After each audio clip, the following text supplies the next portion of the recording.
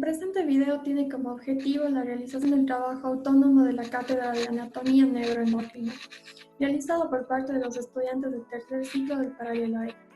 Los integrantes son Alejandro Cruz, Carlos Astudillo, Andrés Cruz, Emily Fernández, Isabel Coppel, Catherine Moreira y quien les habla, Erika Ar. Por mi parte abarcaré las generalidades del sistema nervioso central, así como algunas de sus funciones. El sistema nervioso central se compone de dos segmentos importantes, un segmento superior que es el encéfalo que está contenido en la cavidad craneal y un segmento inferior que es la médula espinal que está contenido en el conducto vertebral. En el caso de la médula espinal, vamos a observar a continuación que esta tiene la forma de un tallo cilíndrico. En el caso de los hombres, la medida va a ser de 45 centímetros de longitud, mientras que en las mujeres va a ser de 42 centímetros de longitud y en anchura 1 centímetro aproximadamente. La médula espinal también presenta dos intumescencias, las cuales son una cervical y una lumbar. En el caso de la intumescencia cervical, esta va desde la cuarta vértebra cervical, que es esta de aquí, hasta la primera vértebra torácica, que es esta de aquí. Mientras que la intumescencia lumbosacra va desde la décima vértebra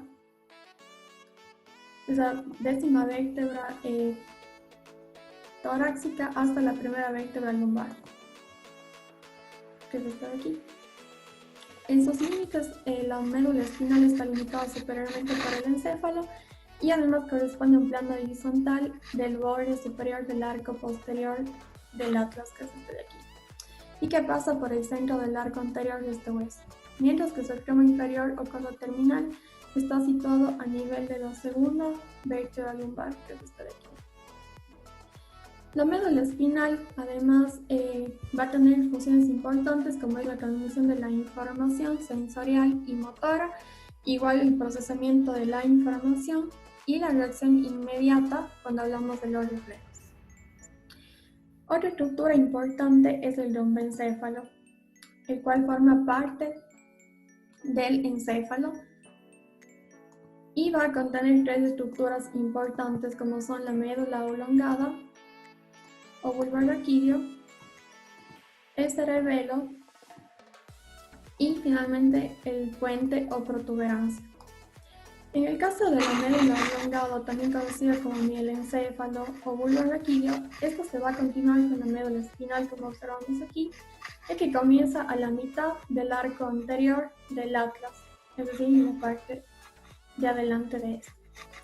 Atraviesa el agujero magno y posteriormente termina en la parte media de la porción basilar, continuándose con el puente y la protuberancia.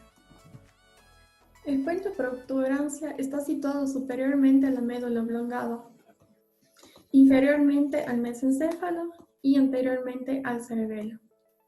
Además corresponde anteriormente a la mitad superior de la porción basilar del occipital.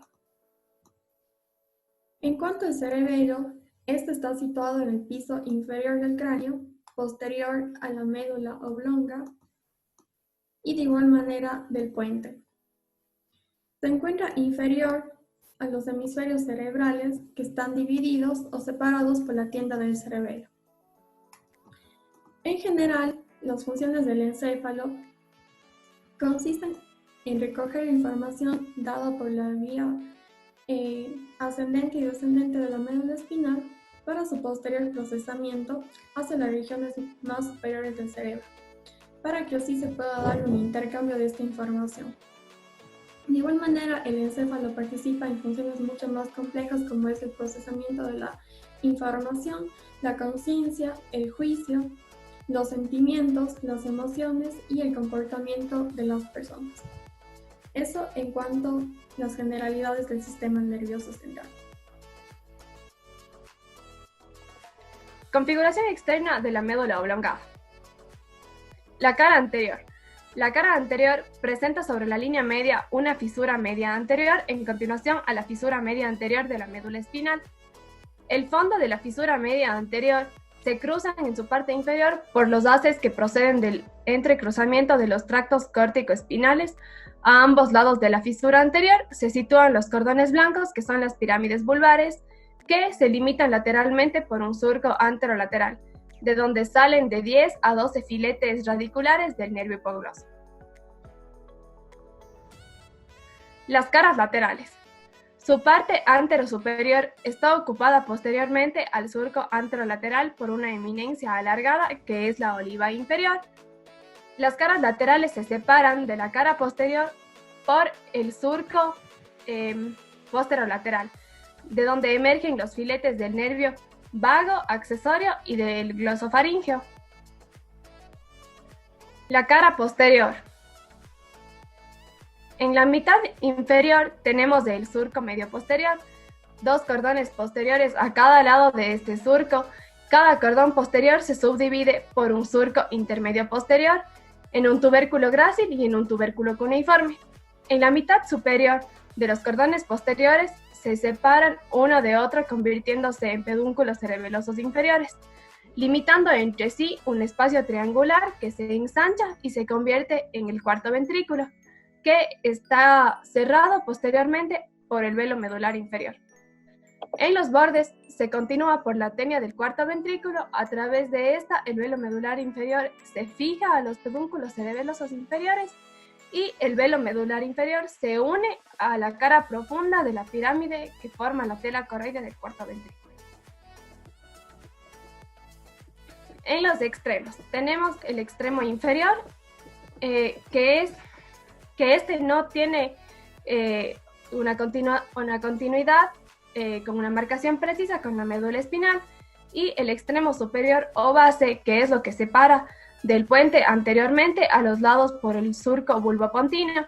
En el extremo superior de la fisura media anterior de la médula oblongada, el surco vulvopontino se ensancha en forma de fosita, formando el agujero ciego de la médula oblongada, nombrándose posteriormente fosita supraolivar. El nervio abducens emerge de este surco posteriormente de la pirámide de la médula oblongada. Los nervios facial, vestíbulo coclear y emergen de esta fosita lateral. Comenzando con la configuración interna de la médula oblongada bulborraquídeo, vamos a ver que la sustancia blanca y sustancia gris va a sufrir distintas transformaciones, como es la desaparición progresiva de los cordones posteriores, el entrecruzamiento de los haces motores y sensitivos, lo que son nuevos elementos de sustancia gris y sustancia blanca, y la formación del cuarto ventrículo, que la vamos a ver representada aquí de color azul. Entonces vamos a estudiar lo que es la médula oblongada en 6 cortes. El primero es el que pasa por la zona de unión del bulbo y la médula espinal. Este primero vamos a identificar que está anterior y que está posterior.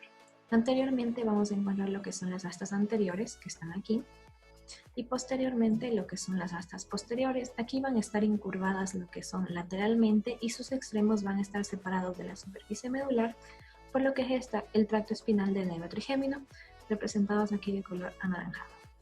Ahora, en lo que son las astas laterales, vamos a encontrar que estas son unas formaciones voluminosas donde van a partir o emerger lo que son fibras de origen de la porción vulvar del nervio accesorio, que las vemos aquí de celeste. Ahora, en lo que es el segundo corte, que va a pasar un poco superior al extremo inferior de la médula oblongada, vemos que las astas anteriores van a dividirse en 2 partes, en una cabeza triangular y libre y en una base. Aquí vemos lo que es la cabeza y lo que es la base. Esta base va a formar lo que es un cuerpo con las astas posteriores, y hay que mencionar que las cabezas de las astas anteriores van a estar separadas de su base por los tractos córtico-espinales laterales, que son los de aquí, estas flechas. Estos tractos tienen una trayectoria descendente desde el mieloencéfalo hacia la médula espinal. Van a ir por el espesor del bulbo, lo que representa las pirámides, de un lado hasta el cordón lateral del lado opuesto. Estos se van a entrecruzar, como vemos, en la línea media, posteriormente a la fisura media anterior. En cambio, lo que son las astas posteriores, que las vemos aquí, van a presentar 3 ensanchamientos. Uno que está medial, que es el núcleo grácil, y otro que está lateral, que es el cuneiforme. Este cuneiforme a su vez se va a dividir en 2 núcleos secundarios, que serían el núcleo cuneiforme propiamente dicho, que también es medial, y este va a formar parte de la vía de la sensibilidad profunda consciente, y el segundo, que es el núcleo cuneiforme accesorio, que este en cambio va a ser lateral y establece una conexión entre la médula oblongada y el cerebelo. Recapitulando, ya nombramos, ¿no verdad?, lo que son el núcleo grácil y cuneiforme como los dos nacimientos, y nos falta el tercero, que va a ser lo que es el tracto espinal del nervio trigémino, que va a cubrir el extremo posterior de la cabeza del asta, ¿no?, que está aquí. Ahora, en el tercer corte, en cambio, vemos que las pirámides de la médula oblongada se visualizan superiormente al entrecruzamiento de los tractos piramidales y posteriormente a lo que son las pirámides. En la región de las astas anteriores, la sustancia gris está mezclada con la sustancia blanca y esta mezcla se va a denominar lo que es formación reticular. Aquí lo que son los cordones posteriores disminuyen de volumen por la razón de que las fibras van a ser ascendentes y sensitivas y van a terminar en los núcleos grácil y también en el cuneiforme. De las células de estos dos núcleos van a partir fibras que se dirigen superior, medial y anteriormente y se van a entrecruzar sobre la línea media, anteriormente a lo que es el conducto central, visto aquí, ¿no? Este A se va a denominar lo que es el menisco medial. En el extremo posterior de las astas posteriores siempre va a estar separado de la superficie medular por lo que son los tractos espinales del nervio trigémino, que ya lo estuvimos nombrando en el primer corte, que lo vemos aquí, y lo que es el surco medio posterior va a estar más profundo. Continuando con el cuarto corte, es un corte que pasa cerca del ángulo inferior del cuarto ventrículo. Vamos a tener que alrededor del conducto central varios núcleos que son motores, sensitivos y vegetativos. Vamos a iniciar con el núcleo del nervio hipogloso, que es un núcleo motor que está ubicado anteriormente. Tenemos el núcleo posterior del nervio vago, que es un núcleo visceromotor. También tiene una parte que es viscerosensitiva. Tenemos el núcleo del tracto solitario, que es un núcleo sensitivo. En este núcleo, el tracto solitario, van a finalizar lo que son fibras somatosensitivas de lo que es el nervio vago y del nervio glosofaríngeo. Tenemos también en la formación reticular un núcleo que es el núcleo ambiguo. Como ya hemos visto, este núcleo ambiguo está formado de lo que es la cabeza de las astas anteriores. Tenemos otros núcleos que están ubicados lateral y un poco posteriormente a lo que son los tractos piramidales que vendrían a estar en estas zonas. Tenemos lo que son núcleos olivares accesorios mediales, como su nombre indica, está en la parte medial, y unos núcleos que son olivares accesorios posteriores, que están posteriormente. Tenemos también una parte muy importante que es el menisco medial. Este menisco medial está formado por el entrecruzamiento de fibras que provienen del núcleo grácil, que es medial, y del núcleo cuneiforme, que es lateral. Tenemos también lo que es el tracto espinocerebroso posterior, representado por estas flechas azules. Como su nombre mismo indica, espinocerebeloso, estos van a terminar en el cerebelo empleando los pedúnculos cerebelosos inferiores. Y otra estructura que es sensitiva, tenemos el tracto espinal del nervio trigémino, que es lo que estoy señalando. Posteriormente tenemos el quinto corte, que pasa por la parte media de la mitad ventricular o la parte superior del bulbo. Algo que hay que recalcar aquí es que en el conducto central, que es esta parte, en la parte posterior ya no va a existir sustancia gris o sustancia blanca. Tenemos aquí nuevamente la sustancia gris de la fosa romboidea. Esta va a estar formada por lo que ya habíamos visto anteriormente, la base de las astas anteriores y las astas posteriores. Tenemos varios núcleos que ya hemos estado viendo. Tenemos el núcleo motor, un núcleo motor que es el núcleo del nervio hipogloso. Tenemos aquí algunas fibras que ya voy a explicar que son del nervio vago. Tenemos nuevamente el núcleo posterior del nervio vago, que es un núcleo visceromotor. También tiene otra parte que es viscerosensitiva. Tengo también el núcleo del tracto solitario, como mencioné anteriormente, que finalizan lo que son fibras somatosensitivas del nervio vago y glosofaríngeo. También tenemos aquí nuevamente lo que es el tracto espinal del nervio trigémino. Tengo el núcleo ambiguo, como ya dije, se forma de la cabeza de las astas anteriores. Algo que hay que recalcar aquí, este núcleo ambiguo tiene una parte superior y una parte inferior. Mientras las fibras somatosensitivas finalizan en ese tracto solitario, las somatomotoras, nuevamente del vago y glosofaringio, van a tener en esta parte. Las fibras somatomotoras del nervio glosofaringio van a terminar en la parte superior del núcleo ambiguo, mientras que las partes somatomotoras de lo que es el nervio vago van a terminar en la parte inferior. También tenemos en la formación reticular otros núcleos. Tenemos también lo que es el núcleo arcado en la parte anterior, y en esta zona lo que corresponde a los tractos piramidales. Como mencioné, en los núcleos olivares están presentes en la formación reticular. Son varios. Hay uno que es el núcleo olivar superior, como señala aquí. Hay otro que está ubicado en la parte media, que vendría a ser el núcleo olivar accesorio medial. Y un núcleo olivar accesorio posterior que está ubicado en esta parte, posteriormente. Tenemos también en la línea media, tenemos lo que ya habíamos visto anteriormente, el lemnisco medial. Como ya dije, el lemnisco medial se formaba en el cruzamiento de fibras que provenían de los núcleos grácil y el cuniforme. Y posteriormente tenemos el fascículo longitudinal medial. Ahora con el último corte, que es un corte que pasa por la parte superior de la médula oblongada, tenemos que este corte es parecido al anterior, tiene unas ciertas particularidades. Tenemos nuevamente lo que es el núcleo de nervio hipogloso. Este núcleo de nervio vago va a ser reemplazado por lo que es el glosofaringio. Este glosofaringio tiene fibras visceromotoras y viscerosensitivas. Las visceromotoras corresponden a estos núcleos que son los salivatorios inferiores. También nuevamente tienen lo que es el núcleo del tracto solitario y tienen lo que es el tracto espinal o núcleo del tracto espinal del nervio trigémino. En esta parte de aquí. Y algo que nuevamente quisiera recalcar es que, como mencioné anteriormente, lo que son somatomotores, las fibras somatomotoras de lo que es el nervio glosofaringio van a terminar en la parte superior del núcleo ambiguo, mientras las somatosensitivas van a finalizar en el núcleo del tracto solitario. Otra estructura importante del sistema nervioso central es el puente, o también conocido como protuberancia. El puente se encuentra superiormente a la médula oblongada, inferiormente al mesencéfalo, es decir, a los pedúnculos cerebrales, y anteriormente al cerebelo. En la configuración externa encontramos 4 caras: la cara anterior, 2 caras laterales y la cara posterior. En la cara anterior encontramos un rodete voluminoso estriado transversalmente que mide 3 centímetros de altura y 4 centímetros de anchura.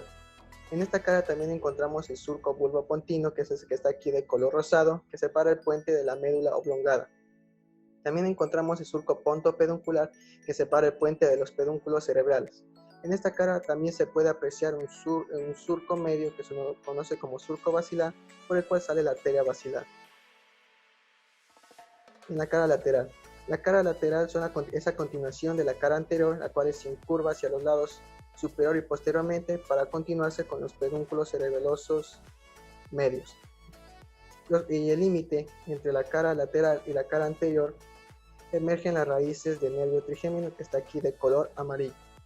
Superior y posteriormente a los pedúnculos cerebelosos medios encontramos 2 cordones blancos oblicuos superior y medialmente, que son los pedúnculos cerebelosos superiores, que están separados de los medios por un surco oblicuo anterior, que está aquí de color celeste. Por último encontramos la cara posterior. La cara posterior encontramos la cara posterior de los pedúnculos cerebelosos superiores. El intervalo triangular que los separa, la cara posterior del puente, está ocupada por una membrana nerviosa conocida como velo medular superior, que es el que está aquí. El velo medular superior es a continuación o presenta continuidad lateralmente con los pedúnculos cerebelosos superiores y posteriormente con el cerebelo. Ya, en esta cara también encontramos el triángulo superior o triángulo pontino, el cual está limitado lateralmente por los pedúnculos cerebelosos medios y por los pedúnculos cerebelosos superiores, y está cubierto por el velo medular superior y por el cerebelo. En el triángulo pontino apreciamos un surco medio que está aquí de color rojo, y a cada lado del surco medio encontramos el folículo facial.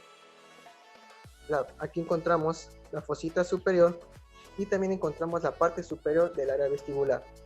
En esta cara también encontramos el triángulo inferior, el triángulo vulvar, el cual se lo detalló de mejor manera al hablar en la cara posterior de la médula oblongada. Configuración interna del puente o protuberancia. Para la configuración interna del puente o protuberancia vamos a estudiarla con el primer corte, el cual es el corte que pasa por el extremo inferior del puente.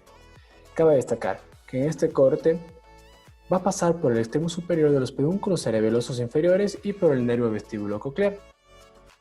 Vamos a observar que en este corte, sobre la fosa romboidea, en su parte posterior, hay una lámina de sustancia gris, de la cual va a emerger las estrías medulares del cuarto ventrículo.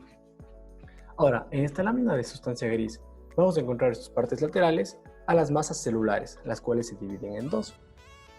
Tenemos que va a emerger por aquí el nervio vestibular y se va a dividir en núcleo del nervio vestibular medial y núcleo del nervio vestibular lateral. Ahora, vamos a tener que este va a tener un núcleo más, que es el núcleo vestibular superior, pero este se encuentra posterior y lateral al núcleo vestibular lateral. Ahora, anterior y lateral de los pedúnculos cerebelosos inferiores, vamos a tener al núcleo coclear anterior y el núcleo coclear posterior. Anterior en este corte vamos a tener a los tractos piramidales y medial a este vamos a tener al núcleo arqueado. Posterior al tracto piramidal y un poco lateral vamos a tener a lo que es al núcleo olivar inferior. Medial a este vamos a tener al lemnisco medial y también podemos observar que vamos a tener aquí lateral al núcleo olivar inferior, vamos a tener primero lo que es el lemnisco espinal. Segundo vamos a tener al tracto rubro espinal y tercero al tracto espinocerebeloso anterior, lo cual lo mencioné de medial a lateral. Ahora, posterior al lemnisco medial y anterior a la lámina de sustancia gris, vamos a tener a lo que es al fascículo longitudinal medial y también anterior a los núcleos vestibulares laterales y mediales vamos a tener a lo que es al núcleo espinal del nervio trigémino y anterior a este al tracto espinal del nervio trigémino. Esto en lo que sería en el primer corte que pasa por el extremo inferior del puente. En la configuración del puente o protuberancia vamos a encontrar el segundo corte, el cual es el corte que pasa un poco superior al anterior y secciona la parte inferior del colículo facial. En la parte anterior de este corte se ven los haces de fibras transversas que se van a inclinar posteriormente para participar en la constitución de los pedúnculos cerebelosos medios. Vamos a observar que entre estas fibras están diseñados pequeños núcleos de sustancia gris, los cuales son los núcleos de puente, y que las fibras que se originan en estos núcleos se intercruzan en la línea media, pasando a los pedúnculos cerebelosos medios y desde ahí a los hemisferios cerebelosos. Cabe destacar que las fibras pontocerebelosas son aquellas las cuales van a disociar a los tractos piramidales en pequeños y numerosos, como podemos observar aquí. Ahora vamos a tener que en este corte al tracto tegmental central, el cual se encuentra posterior y lateral al tracto tegmental central. También vamos a tener a lo que es el núcleo del nervio facial, el cual se encuentra posterior y un poco medial a este. Vamos a tener el lemnisco medial, el núcleo vestibular medial y lateral, que se encuentran igualmente en la lámina de sustancia gris posterior en la fosa romboidea. Cabe destacar que aquí el núcleo del nervio facial va a emerger en sentido anterior y lateral al mismo. Y va a emerger por el surco bulbopontino de lo que sería la anatomía en su parte exterior. En el interior también vamos a tener aquí los fascículos longitudinales mediales, que vemos que han sufrido un cambio de que se han hecho un poco menos voluminosos, pero el lemnisco medial se ha extendido como aplastado de anterior a posterior. Y vamos a tener otra vez aquí a lo que sería al lemnisco espinal, al tracto rubro espinal y al tracto espinocerebeloso anterior. Corte que pasa por la emergencia de las raíces del nervio trigémino. Este corte resalta el nervio trigémino que describen dos raíces sensitivas laterales y mediales motoras. Las fibras sensitivas se continúan con el nervio espinal del trigémino, por la cual contribuye formando el tracto espinal del nervio trigémino. Corte que pasa un poco inferior al extremo superior del puente. Vamos a observar que secciona los pedúnculos cerebelosos superiores y medio, bordeando así el cuarto ventrículo. Las fibras pontocerebelosas se mantienen y posterior al menisco medial está el núcleo olivar superior, de cual nacen fibras de un núcleo al otro, formando el cuerpo trapezoideo. Medialmente al núcleo olivar superior se encuentra el núcleo del cuerpo trapezoideo. También observamos en este corte el núcleo motor del trigémino, que anterior a este observamos el locus cerúleo.